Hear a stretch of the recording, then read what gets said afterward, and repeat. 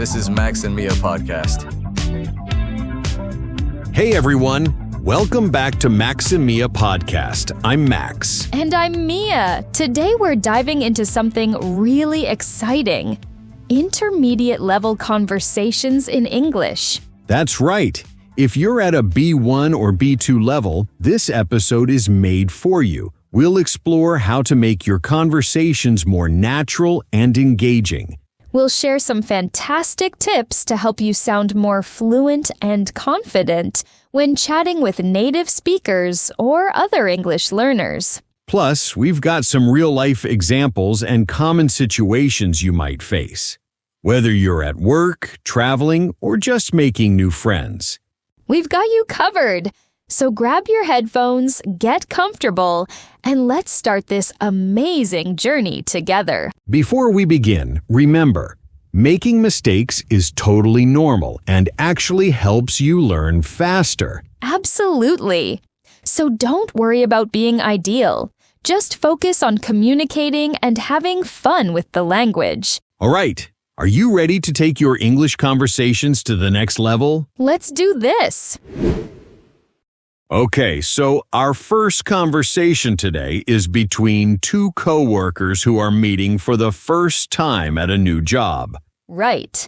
We have Sarah, who's been working at the marketing company for about 6 months, and David, who just started this week. This is a really common situation. You know, when you're the new guy at work and trying to fit in with your colleagues. Exactly. They're having lunch together in the office cafeteria, and Sarah is being really helpful, showing David around and giving him some insider tips about the job. What I love about this conversation is how natural it sounds. They talk about work, but also share some casual details about their backgrounds and interests. And notice how they use small talk to build a connection, talking about where they're from, their hobbies, and other similar things. It's a great example of how to be friendly while still maintaining a professional coworker relationship. Listen carefully to how they ask follow-up questions and show genuine interest in each other's answers. That's what makes conversations flow smoothly. All right, let's listen to Sarah and David. Hi, you must be David, the new guy in the creative team. I'm Sarah from marketing. Mind if I sit here? Oh, hey, Sarah. Yeah, that's me. Of course, sit down. I was actually hoping to meet more people from other departments. Great. So, how's your first week going? I remember feeling completely lost when I started here 6 months ago. Honestly, it's been overwhelming, but exciting at the same time. Everyone seems really nice, and the office culture is way more relaxed than my last job. That's good to hear. Where were you working before this? I was at a small advertising agency downtown. The work was interesting, but it was super stressful. Long hours, demanding clients, you know how it is. Oh, I totally get that. I actually came from a similar situation. That's why I love it here. They really care about work-life balance. Yeah, I noticed that during the interview. Speaking of which, how did you end up in marketing? Did you always want to work in this field? Not really. I actually studied journalism in college, but after graduation, I couldn't find any good positions at newspapers or magazines. So I decided to try marketing, and it turns out I really enjoy it. That's interesting. I studied graphic design, so this creative team role feels like a natural fit. But I've always been curious about the marketing side of things. Well, our departments work together quite a bit, so you'll definitely get some exposure to what we do. Actually, we're starting a new campaign next month for a tech startup, and we'll need some creative support. That sounds amazing. I'd love to be involved in that. What kind of startup is it? They develop apps for small businesses, things like inventory management, customer service tools, that sort of thing. It's not the most glamorous product, but the challenge is making it appealing to business owners. I like those kinds of challenges. Sometimes the most boring products need the most creative solutions. Exactly. You're going to fit in great here. So, what do you like to do outside of work? Any hobbies? I'm really into hiking and rock climbing. There are some great trails about an hour north of the city. What about you? I'm more of an indoor person, to be honest. I love reading, and I'm taking a cooking class on weekends. Always wanted to learn how to make decent pasta from scratch. That's cool. I'm terrible in the kitchen. I basically live on takeout and frozen meals. Well, once I master this pasta thing, maybe I can teach you a few basic recipes. Everyone should know how to cook at least one proper meal. I'd definitely take you up on that offer. Thanks for being so welcoming, Sarah. Starting a new job can be pretty nerve-wracking. Don't mention it. We've all been there. Actually, a few of us usually grab drinks after work on Fridays. Nothing fancy, just a casual bar nearby. You should join us this week. That sounds great. I'd love to meet more people from the team in a more relaxed setting. Wonderful. I'll send you the details later. Oh, and one more thing. If you need help with anything, don't hesitate to ask, whether it's work stuff or just figuring out where to get the best coffee around here. Thanks. I really appreciate that. I can already tell this is going to be a much better experience than my last job. That was such a natural conversation.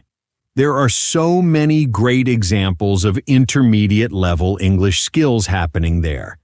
Let's break down some of the key elements that made this conversation work so well. It felt so real. Exactly. First thing I noticed, both Sarah and David used what we call conversation starters really effectively.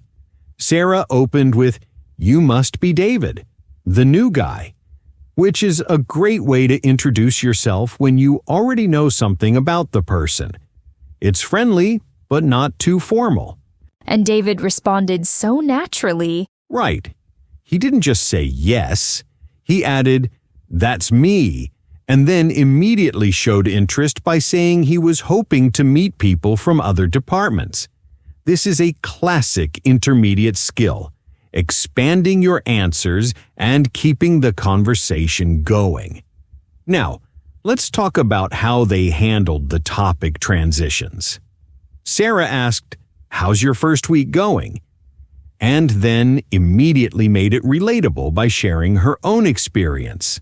"I remember feeling completely lost when I started here."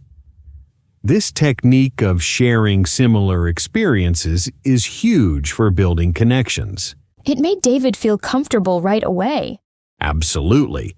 And notice how they used follow-up questions throughout the conversation. When David mentioned his previous job was stressful, Sarah didn't just say, "Oh, okay." She said, "I totally get that," and connected it to her own experience. Then, when she shared her journalism background, David asked more about it. This back-and-forth questioning shows genuine interest and keeps conversations alive. At intermediate level, this is what separates good speakers from great ones. The work-life balance topic was interesting, too. Great observation. They touched on professional topics, but in a casual way. They talked about departments working together, upcoming campaigns, but mixed it with personal stuff like hobbies and cooking classes. This balance between professional and personal is essential in workplace conversations. And here's something really important. Notice how they made future plans together. Sarah invited David to Friday drinks, and she offered to teach him cooking. Making concrete future plans is how you turn a nice conversation into an actual friendship or working relationship. The language felt so smooth and natural. That's because they used a lot of conversational connectors and expressions that intermediate speakers should definitely learn. Things like honestly, to be honest, actually, speaking of which, and that sounds amazing. These little phrases make your English sound much more fluent and natural. Also, did you catch how they handled topics they weren't interested in? When Sarah mentioned she's more of an indoor person after David talked about hiking, she didn't dismiss his interest. She just redirected to her own hobbies. That's great conversational skill right there. Now, let's hear the next dialogue. Jake, can we talk for a minute? I've been thinking a lot about your situation lately. Sure, Mom. Is this about college again? Because I told you I'm still figuring things out. Well, partly, yes. But I'm not here to pressure you.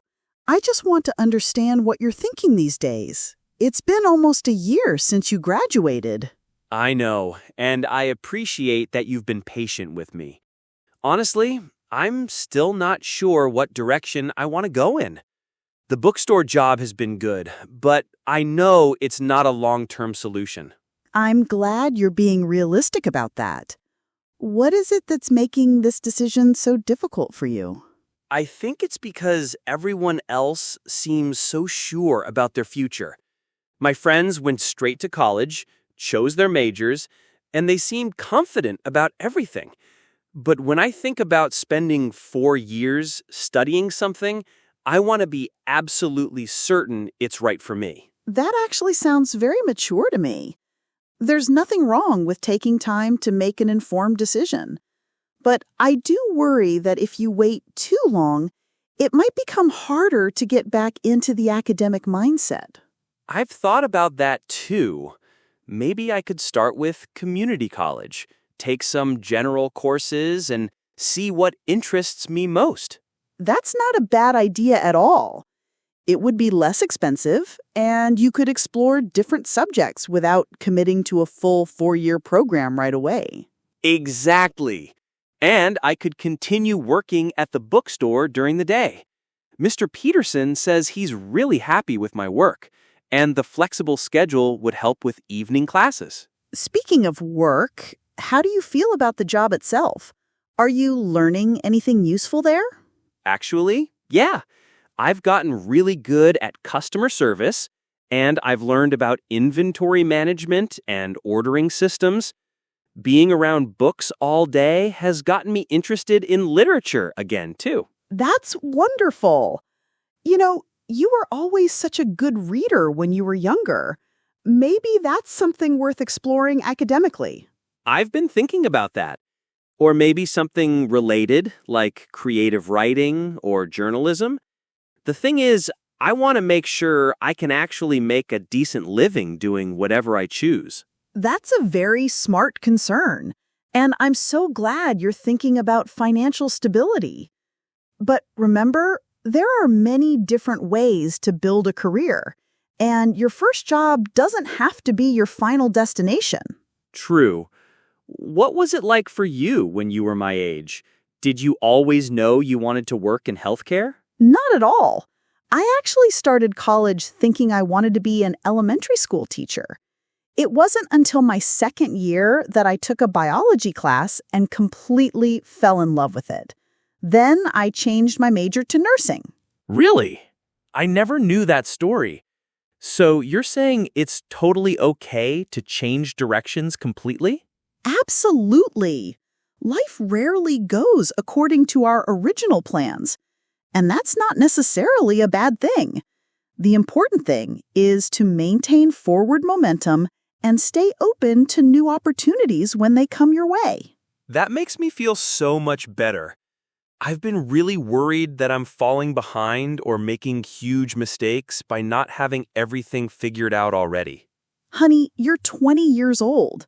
Very few individuals have their entire lives mapped out at that age, no matter how confident they might appear on social media.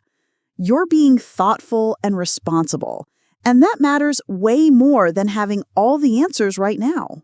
Thanks, Mom. So, what do you honestly think about the community college idea? Would you actually support that decision? I think it sounds like an excellent first step. We should definitely look into the application deadlines and course offerings. Maybe you could even start in the spring semester. That would give me a few more months to save up some money and research different academic programs. I really appreciate you being so understanding about this whole complicated situation. Of course. You're my son, and I want you to be genuinely happy and successful in whatever career path you eventually choose. Just make me one commitment. Don't let fear hold you back from trying new things when good opportunities arise. I absolutely commit to that. And maybe once I start taking some classes, I'll have a much better sense of what really interests me and where my natural strengths actually lie. I'm completely confident you will. You're an intelligent, thoughtful young man, and I have total faith in your ability to figure all this out successfully. Thanks, Mom. That really means everything to me. You know what? Let's sit down this weekend and look at some community college websites together. We can explore different academic programs and see what actually catches my interest. That sounds like a fantastic plan. And who knows? Maybe you'll discover something completely new that you never even considered before. That's exactly what I'm hoping for. I'm actually starting to get excited about this whole thing now, instead of just feeling anxious and overwhelmed. That's the exact attitude I love to hear. I'm so excited to see where this educational journey eventually takes you, Jake. What a beautiful example of supportive family communication. This conversation between Emma and Jake shows us so many important aspects of intermediate English, especially when discussing serious topics with people we care about. The tone was so warm and understanding. Exactly. One of the first things that stands out is how Emma approached this sensitive topic. Instead of being demanding or critical, she started with, "I've been thinking about your situation, and I just want to understand what you're thinking." This is such a mature way to begin difficult conversations, showing genuine interest rather than judgment. Jake seemed really comfortable opening up. That's because Emma created a safe space for honest communication. Notice how she validated his feelings throughout the conversation. When Jake expressed uncertainty, she called it mature rather than problematic. This technique of reframing concerns as strengths is incredibly powerful in English conversations. Now, let's look at some excellent intermediate language patterns they used. Emma frequently used phrases like, "That's not a bad idea at all. I'm glad you're being realistic," and "That actually sounds very mature." These are great examples of how to give positive feedback while having serious discussions. The way they shared stories was really natural. Absolutely. When Jake asked about Emma's experience, she didn't just give a simple answer. She told a complete story about changing from teaching to nursing, which made her advice much more relatable and credible. This storytelling technique is essential for intermediate speakers. Don't just state facts, share experiences that support your points, and notice how they handled disagreement respectfully. When Emma expressed concern about waiting too long, Jake didn't get defensive. Instead, he acknowledged her worry and offered a solution: community college. This shows emotional maturity in English conversation. They made concrete future arrangements too. Great observation. Just like in our first conversation, they ended by making specific commitments. Let's sit down this weekend and look at websites together. This turns a discussion into actionable steps. At intermediate level, learning to make concrete plans in English is crucial for real-life conversations. The vocabulary level here was perfect for B1, B2 learners. They used expressions like maintain forward momentum, financial stability, and academic mindset. These are exactly the kinds of phrases that intermediate students should be incorporating into their speech to sound more sophisticated. And that wraps up today's episode on intermediate level conversations. We've covered two really different scenarios: workplace interactions and family discussions, but both showed us the same core principles of good English communication. Both conversations felt so authentic and relatable. Exactly. The key takeaway here is that intermediate English isn't just about grammar and vocabulary. It's about connecting with people, showing genuine interest, and building relationships through language. Remember the main techniques we highlighted today: asking meaningful follow-up questions, sharing personal experiences to create connections, using conversation starters that show you care, and always making concrete future plans when appropriate. And don't forget about those natural expressions and connectors we mentioned. Right. Words like actually, honestly, speaking of which, and that sounds like, these little phrases will make your English sound much more fluent and native-like. Start incorporating them into your daily conversations. The most important thing is to just start having more conversations in English. Absolutely. Don't wait until your English is good enough. Start practicing these skills now. Whether it's with coworkers, family members, or new friends, every conversation is an opportunity to improve. Before we go, we want to remind you that making mistakes is completely normal and actually helps you learn faster. The people in today's conversations weren't using complicated grammar or fancy vocabulary. They were just communicating naturally and effectively. That's what real English sounds like. Exactly. So, our challenge for you this week is simple. Have at least one meaningful conversation in English. Ask follow-up questions, share a personal story, and try to use some of those natural expressions we discussed today. We'd love to hear about your experiences. That's right. And don't forget to subscribe to Max and Mia for more practical English learning content. We release new episodes every week with real conversations and useful tips for intermediate learners. Thanks for listening, everyone. Until next time, keep practicing, keep conversations going, and remember, you're doing great. I'm Max. And I'm Mia. See you next week.